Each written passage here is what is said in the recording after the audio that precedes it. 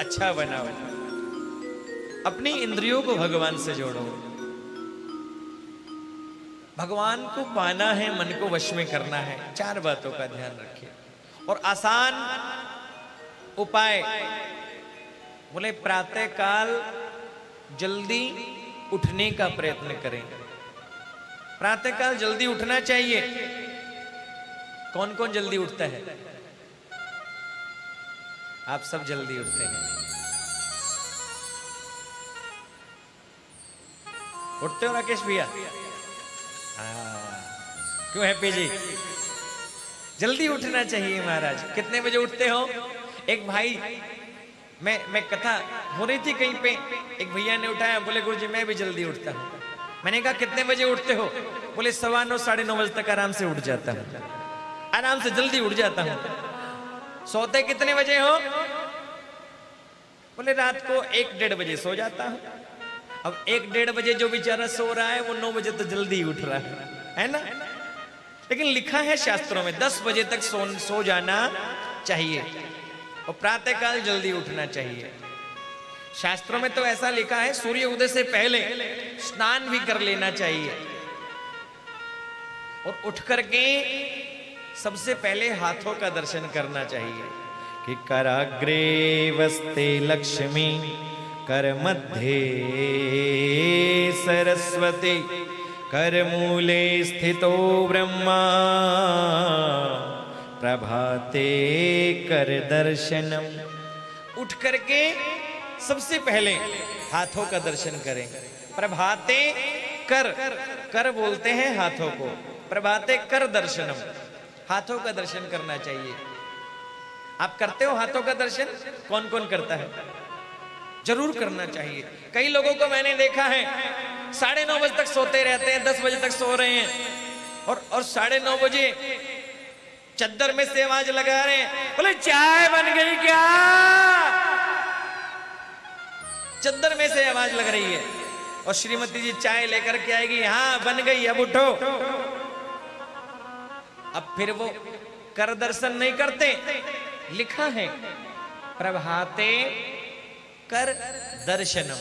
अब कर दर्शन नहीं, पत्नी श्रीमती जी चाय का कप लेकर के आती है तो प्रभाते कर दर्शनम नहीं, बोले प्रभाते कप दर्शनम। कप का दर्शन होता है महाराज। और कई लोग तो भले आदमी खाली चाय नहीं पीते, बोले खाली पेट चाय पिलाएगी गैस बन जाएगी, बोले 2 बिस्कुट भी लेकर के आ। प्रभाते कर, कर दर्शन नहीं, प्रभाते कप दर्शनम और कर मध्य बिस्कुटम, बोले बिस्कुट के साथ चाय चलनी चाहिए। ऐसा नहीं।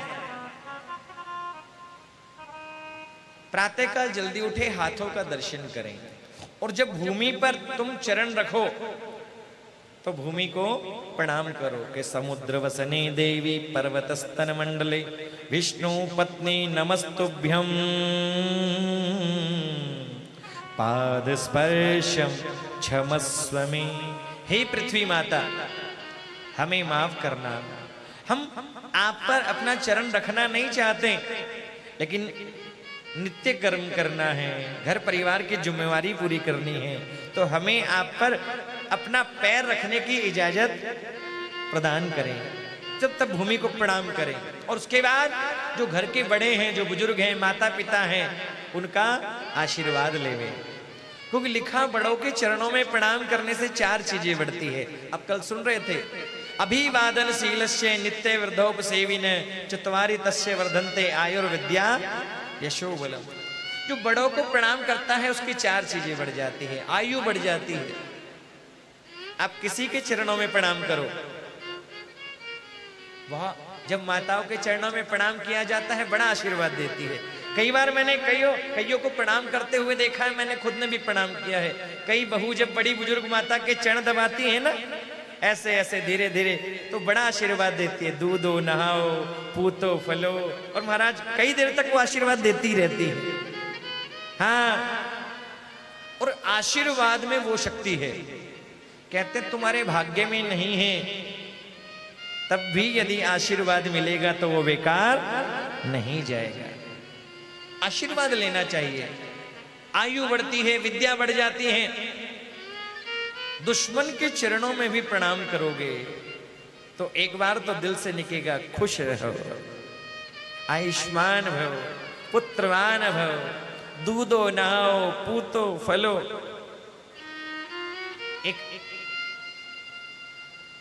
एक हमारी दादी थी, हमारे पड़ोस में रहती थी। जब उनको प्रणाम करते तो बोलती, लाला तेरी 1000 ही उम्र हो जाए। अरे मैया 1000 उम्र, लेकिन आशीर्वाद मन के भाव है। 1000 उम्र हो, कभी आशीर्वाद बेकार नहीं जाता। स्नान आदि से निवृत्त हो, फिर भगवान का ध्यान करें, पूजन करें। भगवान का ध्यान करना चाहिए। भिन्न भिन्न कामनाओं के अनुसार देवताओं की उपासना भागवत में बताई गई है। ब्रह्म तेज जिसको चाहिए वो बृहस्पति की उपासना करें, इंद्रियों में बल चाहिए वो इंद्र की उपासना करें, संतान प्राप्ति चाहिए प्रजापतियों की उपासना करें, माया जिसको चाहिए वो लक्ष्मी की उपासना करें, आयु चाहिए अश्वनी कुमारों की उपासना करें, सौंदर्य चाहिए गंधर्वों की उपासना करें। और कहते हैं पति पत्नी के बीच में यदि झगड़ा हो, बहुत से लोग बोलते हैं हमारे पास आकर के, 50-50, 55 साल के लोग आते हैं, पति पत्नी के बीच में यदि झगड़ा हो तो माता पार्वती की उपासना करें। बहुत से लोग आते हैं और बोलते हैं, बोले गुरुजी प्रणाम। हाँ जी आओ, कैसे आना हुआ? अब जन्म पत्री लेकर के आएंगे, 55 साल के हैं, बोलो कैसे आए?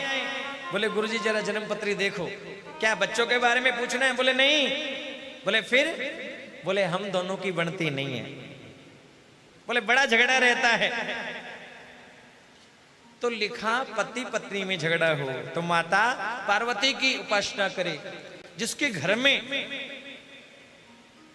शांति नहीं हो, जिसके घर में लड़ाई झगड़ा रहता हो, अशांति हो, तो कहते हैं वो भगवान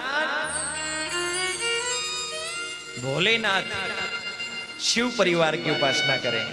क्योंकि कहते हैं जितना प्यार भोलेनाथ के परिवार में है, एक शिव ही ऐसे देवता हैं जिनके पूरे परिवार की पूजा होती है ना? अरे परिवार की तो छोड़ो, उनके तो वाहन की भी पूजा होती है। क्यों दीपक भैया बैठे हैं ना, नंदी बाबा, उनके तो वाहन की पूजा होती है, उनके शेर की पूजा होती है, उनके सांप की पूजा होती है, उनके चूहे की पूजा होती है। पूरे शिव परिवार की पूजा। जितना प्यार भोलेनाथ के परिवार में है उतना प्यार कहीं नहीं है। अब देखो जरा भोलेनाथ के पूरे परिवार को। अब भोलेनाथ के गले में है सांप और भोलेनाथ के पुत्र कार्तिक जी, उनका वाहन है मोर। मोर यदि सांप को देख लेता है तो 2 टुकड़े कर देता है, लेकिन वहां लड़ाई नहीं होती, वहां झगड़ा नहीं होता, दोनों प्रेम से ओम नमः शिवाय बोलते हैं। इधर सांप और गणेश जी का वाहन चूहा। सांप यदि चूहे को देख ले तो नाश्ता कर जाता है, ब्रेकफास्ट कर लेता है, लेकिन वहां लड़ाई झगड़ा नहीं होता, दोनों ओम नमः शिवाय बोलते हैं। इधर भगवान शंकर का वाहन नंदी बैल और मैया का वाहन सिंह शेर, लेकिन झगड़ा नहीं होता, लड़ाई नहीं होती। बड़ा प्रेम है भोलेनाथ के परिवार में। ओम नमः शिवाय, ओम नमः शिवाय, ओम नमः शिवाय। भोलेनाथ बड़े कृपालु देवता हैं। परिवार में सुख शांति चाहिए, भोलेनाथ की उपासना करें। क्योंकि लिखा है जिस घर में शांति नहीं है वहां कुछ भी नहीं है।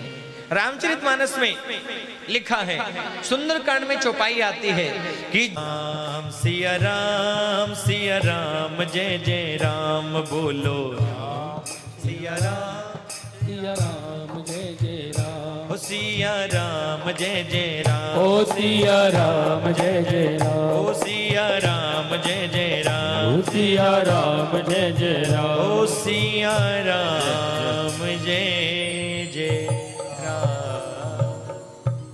जहां सुमति, जिस घर में प्रेम है, जिस घर में छोटों को प्यार किया जाता है, बड़ों को सम्मान किया जाता है, जहां सुमति तह संपत्ति नाना, वहां विदेश में गई हुई लक्ष्मी भी लौट करके आ जाती है। तो चाहिए, घर में प्रेम चाहिए, घर में शांति चाहिए, भोलेनाथ की उपासना करें। विद्या चाहिए, धन चाहिए, भोलेनाथ की उपासना करें, क्योंकि भोलेनाथ सब बांट देते हैं। और लिखा, जिसको अपना मोक्ष चाहिए वो भगवान नारायण की उपासना करें। और वैसे तो लिखा है कि भगवान की पूजा, भगवान का पाठ, भगवान की कथा, भगवान का कीर्तन, भगवान का भजन निस्वार्थ होकर के करना चाहिए, मांगना कुछ नहीं चाहिए। क्योंकि लिखा है, अकामा सर्व कामो वा मोक्ष कामा उदारधि तीव्रेण भक्ति योगेन यजेत पुरुष परम। निस्वार्थ होकर के भगवान का भजन करें।